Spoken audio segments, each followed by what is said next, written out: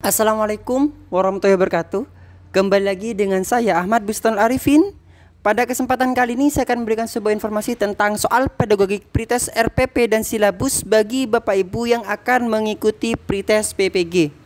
Sebelum kita ke informasi, alangkah baiknya Bapak Ibu bisa like, comment, share, dan subscribe channel saya. Bapak Ibu juga bisa join di grup Telegram saya di STReadyAba Channel. Bapak Ibu juga bisa follow TikTok dan Instagram saya di @abarifin_. Kita simak informasinya berikut ini.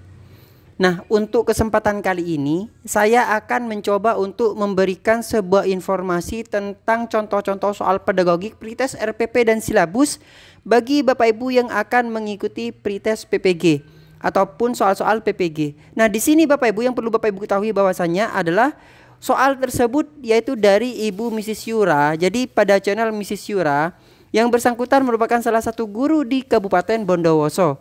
Dan sebelum saya posting di channel saya sudah izin kepada yang bersangkutan untuk saya posting kembali di channel YouTube saya. Nah, semoga informasinya bermanfaat kepada Bapak Ibu semua. Silakan simak videonya berikut ini. Assalamualaikum warahmatullahi wabarakatuh. Salam sejahtera bagi kita semua. Welcome back to my channel. Kembali lagi dengan aku Yura. Nah, kali ini aku mau membahas mengenai soal pedagogik lagi untuk pretest PPG ya teman-teman. Namun di sini materinya khusus mengenai perangkat pembelajaran yang RPP dan juga silabus.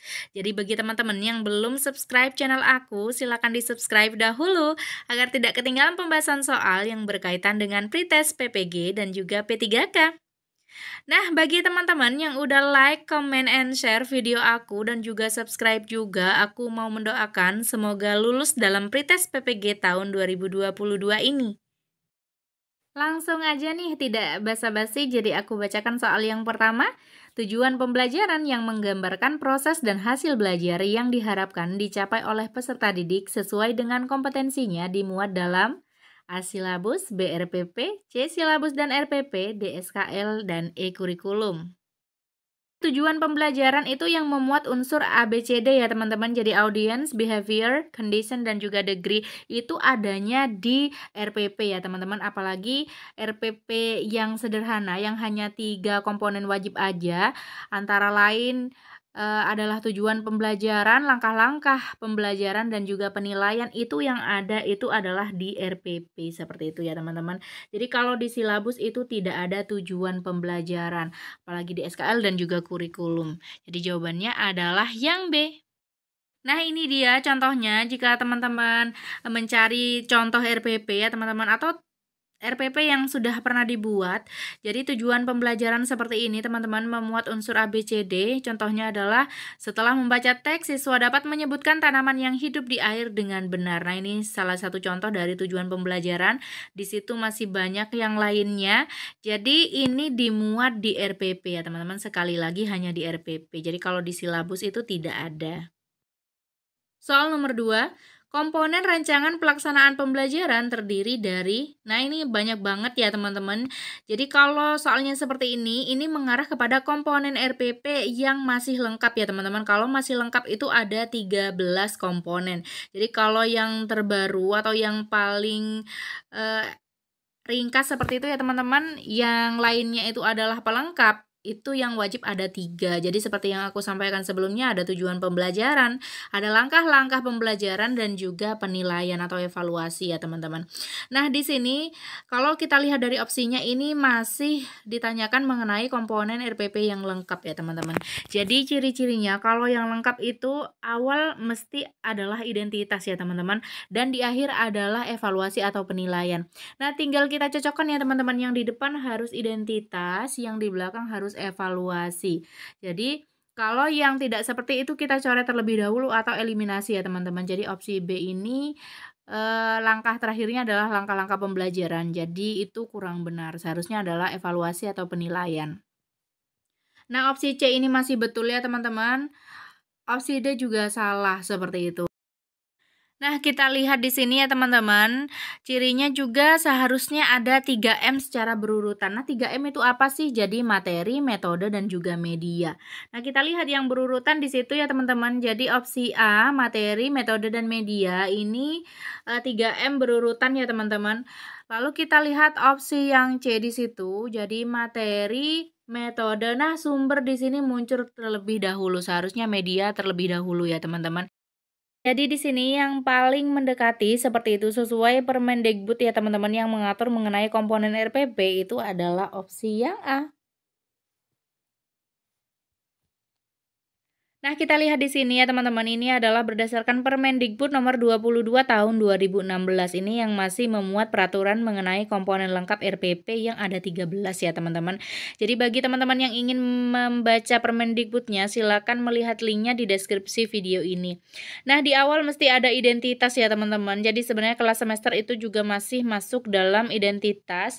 Lalu juga ada alokasi waktu, tujuan pembelajaran, juga ada KD dan indikator ya teman-teman, materi, metode, dan media. Nah, ini biasanya 3M berurutan ya teman-teman. Lalu sumber belajar, langkah-langkah pembelajaran, dan juga penilaian hasil pembelajaran atau evaluasi. Nah, ini kalau yang komponen lengkap.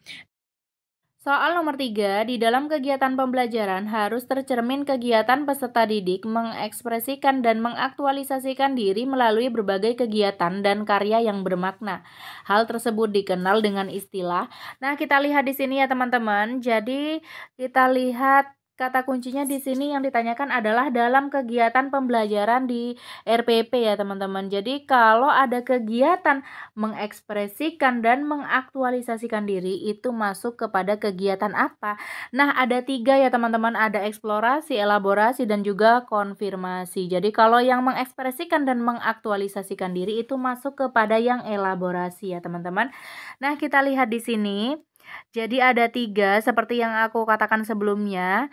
Eksplorasi itu adalah serangkaian kegiatan pembelajaran yang memberi kesempatan kepada peserta didik untuk mencari temukan berbagai informasi, pemecahan masalah, dan inovasi. Nah, jadi kegiatan eksplorasi di sini kata kuncinya adalah mencari temukan berbagai informasi ya teman-teman. Selanjutnya adalah kegiatan elaborasi seperti yang di soal tadi.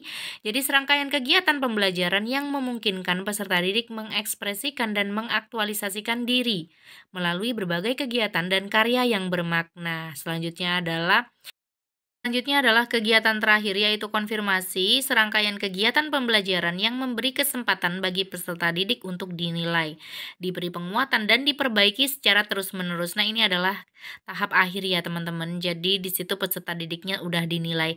Dan untuk kata kunci yang elaborasi adalah mengekspresikan dan mengaktualisasikan diri. 4. Menurut Arif S. Sadiman, sumber belajar dapat digolongkan dalam beberapa jenis, yaitu berikut kecuali. Nah, di sini ya teman-teman yang masuk kepada sumber belajar, kebetulan di sini yang masuk adalah di opsi kata asingnya ya teman-teman. Jadi di sini yang tidak masuk itu karena yang diminta adalah kecuali, yaitu play ya teman-teman. Jadi di situ bermain tidak masuk kepada sumber belajar. Nah, kita lihat di sini yang masuk kepada sumber belajar berdasarkan Arif S. Sadiman antara lain ada people ya teman-teman. Jadi people itu adalah jenis orang, itu bisa masuk kepada sumber belajar. Misalnya pemandu wisata atau misalnya orang yang ahli dalam suatu tempat ya teman-teman. Jadi misalnya dalam Candi Borobudur, jadi memang ada orangnya seperti itu yang ahli dalam menjelaskan. Atau misalnya juru kunci ya teman-teman, itu bisa masuk kepada yang sumber belajar seperti itu. Nah, selanjutnya selain orang ada pesan atau informasi. Nah, contohnya adalah itu ya teman-teman, jadi ada modul, majalah, OHP, CD, dan lain sebagainya. Itu masuk kepada yang jenis pesan atau informasi. Nah, selanjutnya di poin ke C di situ ada alat atau device. Jadi yang menyajikan pesan misalnya proyektor film, video, TV, komputer, dan lain sebagainya. Nah, selanjutnya adalah teknik. Ini tidak masuk di opsi tadi ya teman-teman. Kalau teknik itu adalah prosedur rutin atau acuan untuk menggunakan alat bahan atau orang dan lingkungan untuk menyajikan pesan. Nah, misalnya adalah teknik demonstrasi, kuliah, ceramah, tanya jawab, jawab dan sejenisnya ini juga masuk kepada sumber belajar. Yang terakhir adalah lingkungan atau setting ya teman-teman. Contohnya adalah gedung sekolah, perpustakaan, laborat, museum, taman, kebun binatang, rumah sakit, dan lain sebagainya teman-teman. Itu juga masuk kepada sumber belajar. Jadi yang tidak ada tadi teknik ya teman-teman, yang tidak ada di opsi, namun di situ adanya adalah play. Jadi play ini tidak masuk kepada sumber belajar menurut Arif S. Sadiman.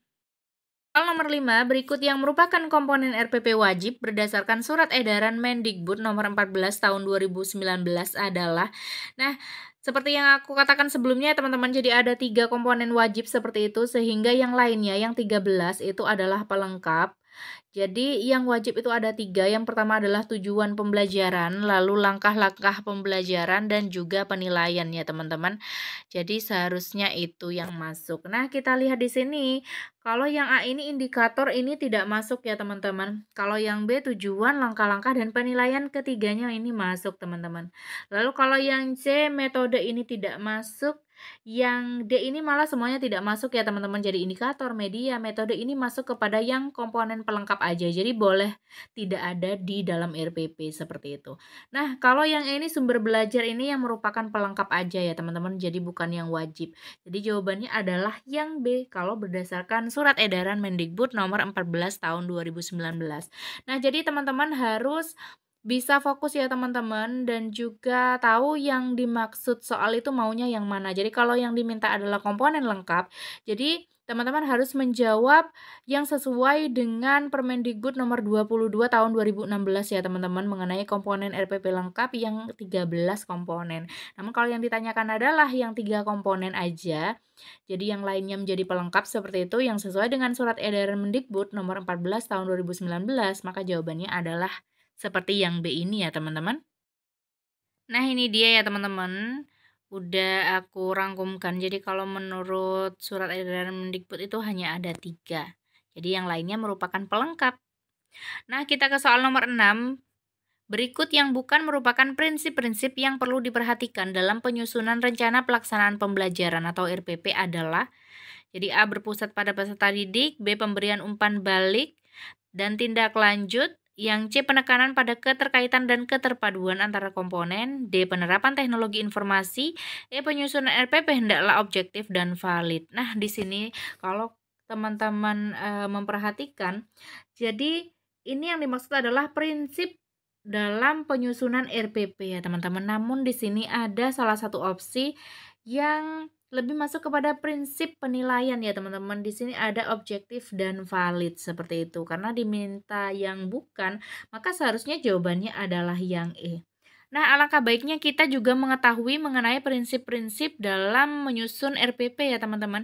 Jadi sebenarnya banyak banget di sini prinsipnya. Jadi yang pertama adalah perbedaan individual peserta didik. Jadi itu harus diperhatikan juga. Nah, perbedaan individual itu apa aja? Jadi ada kemampuan awal, tingkat intelektual, bakat, potensi, minat, motivasi belajar, dan kemampuan sosial. Juga ada emosi, gaya belajar, latar belakang budaya, norma, nilai, dan lingkungan peserta didik itu masuk kepada yang perbedaan individual peserta didik dalam prinsip ya teman-teman. Nah selanjutnya adalah partisipasi aktif peserta didik, lalu juga ada berpusat pada peserta didik. Jadi mendorong semangat belajar, motivasi, minat, kreativitas, inspirasi, inovasi, dan kemandirian. Nah kita lihat ya teman-teman, di sini ada pada opsi A tadi. Lalu juga selanjutnya adalah pengembangan budaya membaca dan menulis. Lalu juga ada pemberian umpan balik dan tindak lanjut, ini sudah ada di opsi juga ya teman-teman. Lalu penekanan pada keterkaitan atau keterpaduan. Jadi harus terkait dan terpadu ya teman-teman antara KD, materi, kegiatan, indikator, sampai penilaian, itu semuanya harus terkait dan terpadu. Nah selanjutnya adalah mengakomodasi pembelajaran tematik terpadu. Lalu juga ada penerapan teknologi informasi, karena pada zaman sekarang ini harus serba teknologi ya teman-teman. Jadi kita harus mengikuti perkembangan zaman seperti itu. Nah, di sini juga ada penerapan teknologi informasi. Yang tidak ada itu adalah penyusunan RPP hendaklah objektif dan valid. Ini justru lebih masuk kepada yang prinsip penilaian, bukan prinsip dalam penyusunan RPP. Soal nomor 7, yang bukan merupakan perbedaan individual peserta didik dalam prinsip yang perlu diperhatikan dalam penyusunan rencana pelaksanaan pembelajaran atau RPP adalah A. Minat, B. Emosi, C. Gaya belajar, D. Inovasi, E. Budaya. Nah, tadi aku sebutkan panjang banget ya teman-teman. Kalau yang perbedaan individual peserta didik itu banyak banget. Jadi ada minat, emosi juga ada ya teman-teman tadi. Jadi ada gaya belajar juga. Nah, kalau inovasi ini lebih masuk kepada yang berpusat pada peserta didik ya teman-teman. Jadi opsi D ini yang bukan, karena yang diminta adalah yang bukan. Nah, kita lihat kembali ya teman-teman. Jadi yang perbedaan individual peserta didik udah aku cetak tebal seperti itu. Namun kalau yang inovasi tadi masuk kepada yang ini ya teman-teman, yang ketiga. Jadi yang berpusat kepada peserta didik, bukan yang perbedaan individual peserta didik. Jadi kita lihat, pastikan ya teman-teman, minat emosi itu ada di prinsip perbedaan individual peserta didik ya teman-teman. Jadi ada di atas sini. Lalu juga ada gaya belajar dan budaya. Jadi ada gaya belajar dan juga budaya ya teman-teman. Jadi semuanya masuk kecuali yang inovasi. Soal nomor 8, salah satu prinsip dalam penyusunan rencana pelaksanaan pembelajaran adalah A. Materi atau bahan ajar berbasis kompetensi. B. Pembelajaran dirancang dengan berpusat pada peserta didik. C. RPP bersumber dari silabus. D. Alokasi waktu sesuai dengan jadwal pada setiap satuan pendidikan. E. Tujuan pembelajaran harus memuat unsur ABCD. Nah, di sini teman-teman harus teliti dan fokus ya teman-teman. Jadi sebenarnya ini kan pernyataannya di opsi ini kan benar ya teman-teman. Jadi tujuan pembelajaran harus memuat unsur ABCD. Lalu dalam membuat RPP kita lihatnya juga di silabus seperti itu. Semuanya ini tampak benar, namun yang masuk kepada prinsip dalam penyusunan RPP itu yang B ya teman-teman. Jadi tadi yang berpusat pada peserta didik itu ada. Kalau yang 4 lainnya di opsi itu tidak ada. Jadi kita lihat kembali ya teman-teman. Jadi berpusat pada peserta didik itu ada di sini ya teman-teman. Jadi itu ada dalam prinsip yang perlu diperhatikan dalam penyusunan RPP.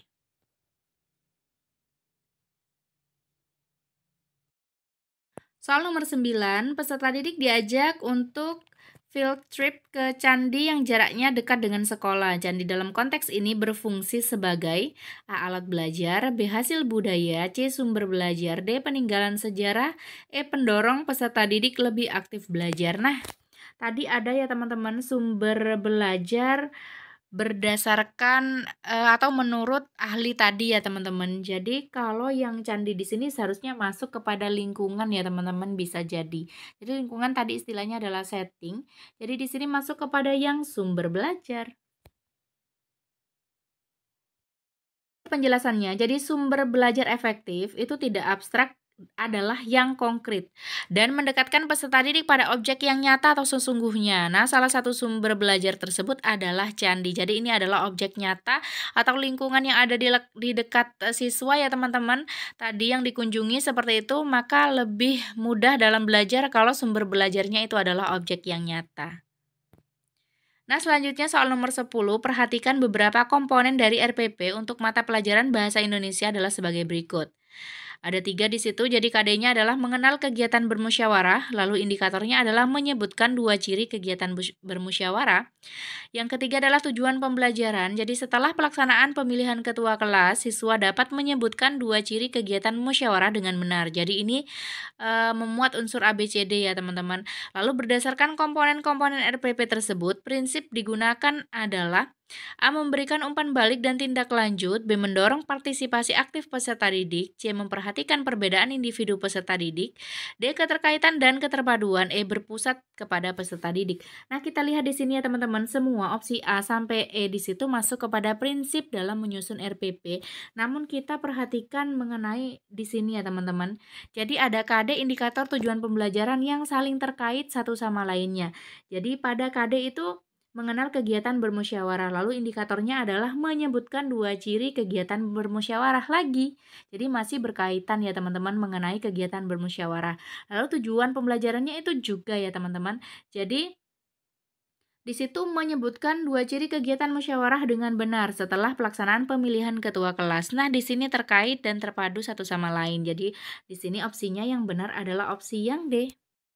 Jadi di sini aku tampilkan kembali ya teman-teman. Jadi dalam prinsip penyusunan RPP ada prinsip ini ya teman-teman. Jadi penekanan pada keterkaitan dan keterpaduan antara KD, materi, kegiatan pembelajaran, indikator, dan juga penilaian dan sumber belajar. Tadi yang disuguhkan di soal ada KD, indikator, dan juga tujuan ya teman-teman yang terkait dan terpadu satu sama lain. Jadi jawabannya tadi adalah opsi yang D. Soal nomor 11, prinsip sistematis sebagai salah satu prinsip pengembangan silabus artinya A. Cakupan kedalaman tingkat kesukaran dan urutan penyajian materi dalam silabus sesuai dengan tingkat perkembangan fisik, intelektual, sosial, emosional, dan spiritual peserta didik. B. Adanya hubungan yang konsisten, ajek dan taat asas antara KD, indikator materi pokok pembelajaran, pengalaman belajar, sumber belajar, dan sistem penilaian. C. Cakupan indikator materi pokok pembelajaran, pengalaman belajar, sumber belajar, dan sistem penilaian cukup untuk menunjang pencapaian KD. Yang D. Komponen-komponen silabus saling berhubungan secara fungsional dalam mencapai kompetensi. Yang terakhir, E adalah menyeluruh. Komponen silabus mencakup keseluruhan ranah kompetensi, yaitu kognitif, afektif, dan psikomotor. Nah, yang ditanyakan adalah sistematis ya teman-teman. Ada beberapa prinsip dalam mengembangkan silabus ya teman-teman. Jadi kalau yang ditanyakan sistematis itu kata kuncinya adalah saling berhubungan ya teman-teman. Jadi di sini ada kata saling berhubungan secara fungsional dalam mencapai kompetensi. Nah, jadi jawabannya adalah yang D.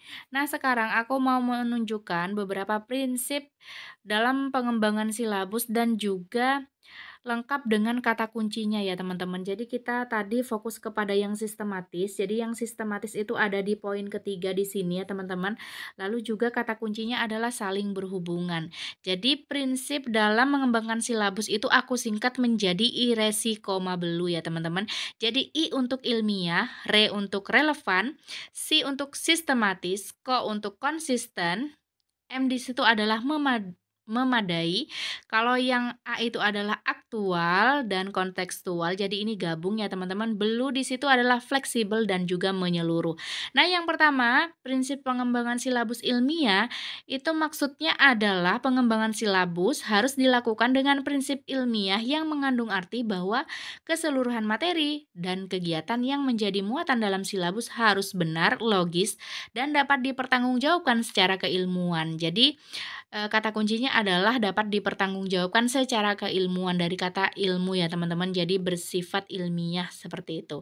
Nah, selanjutnya ada prinsip relevan. Kata kuncinya adalah kalau silabus itu harus sesuai atau ada keterkaitan dengan tingkat perkembangan fisik, intelektual, sosial, emosional, dan spiritual peserta didik. Jadi kata kunci untuk relevan adalah sesuai atau ada keterkaitan ya teman-teman. Kalau sistematis udah aku sampaikan tadi sesuai dengan soal nomor 11. Selanjutnya adalah konsisten ya teman-teman. Jadi juga ada kata konsisten dalam penjelasan prinsip konsisten ya teman-teman. Jadi ada hubungan yang konsisten antara KD, indikator, materi, pengalaman belajar, sumber belajar, dan sistem penilaian. Jadi harus konsisten ya teman-teman. Selanjutnya adalah prinsip memadai. Jadi memadai di situ artinya cukup untuk menunjang pencapaian kompetensi dasar. Lalu selanjutnya ada aktual dan kontekstual. Ini prinsipnya biasanya gabung ya teman-teman. Jadi cakupan indikator, materi pokok, pengalaman belajar, sumber belajar, dan sistem penilaian harus memerhatikan perkembangan ilmu. Jadi aktual, tajam, dan terpercaya. Jadi ingat itu ya teman-teman. Jadi juga perkembangan teknologi, seni dalam kehidupan nyata, dan peristiwa yang terjadi. Kalau prinsip selanjutnya adalah fleksibel ya teman-teman. Jadi kata kuncinya untuk fleksibel ini adalah dapat mengakomodasi keragaman peserta didik. Jadi peserta didiknya yang beragam namun harus tetap mengakomodasi silabus ini ya teman-teman. Walaupun peserta didiknya beragam. Jadi harus memperhatikan perbedaan individual peserta didik ya teman-teman. Kalau fleksibel itu. Nah, yang terakhir adalah menyeluruh. Jadi kalau menyeluruh ini juga ada dalam prinsip penilaian ya teman-teman. Intinya sama, jadi harus mencakup keseluruhan ranah kompetensi. Jadi ada kognitif, pengetahuan, ada afektif, sikap, dan juga psikomotor atau keterampilan. Jadi itu adalah prinsip pengembangan silabus menyeluruh. Nomor 12 adalah soal terakhir dalam video ini, namun aku maunya ini teman-teman yang menjawab ya teman-teman, karena di sini aku kebetulan tidak mempersiapkan kuis. Jadi peraturannya adalah teman-teman tidak boleh mengembalikan video ke video sebelumnya ya teman-teman. Jadi tidak boleh mencontek ke prinsip pengembangan silabus yang aku sampaikan tadi. Nah, pertanyaannya adalah berikut merupakan prinsip dalam pengembangan silabus adalah ya, jadi yang di sini yang termasuk dalam prinsip pengembangan silabus itu opsi yang mana? A. Konsisten, objektif dan sistematis. B. Sistematis, terpadu dan memadai. C. Menyeluruh, terbuka dan relevan. D. Relevan, fleksibel dan akuntabel. E. Fleksibel, menyeluruh dan ilmiah. Nah, silakan teman-teman menguji kemampuan teman-teman sendiri, pengetahuan dan pemahaman mengenai prinsip pengembangan dalam silabus seperti itu tanpa melihat kembali apa yang aku sampaikan tadi ya teman-teman. Jadi silakan dicoba menjawab di kolom komentar. Jadi sampai di sini semoga bermanfaat. Terima kasih sudah nonton. Jangan lupa di like, komen dan juga subscribe. Semoga lulus pretest. Wassalamualaikum warahmatullahi wabarakatuh. Terima kasih Bapak Ibu telah menonton video yang disampaikan oleh Ibu Mrs. Yura. Kurang lebihnya saya mohon maaf. Jangan lupa untuk like, komen, share, dan subscribe. Terima kasih. Wassalamualaikum warahmatullahi wabarakatuh.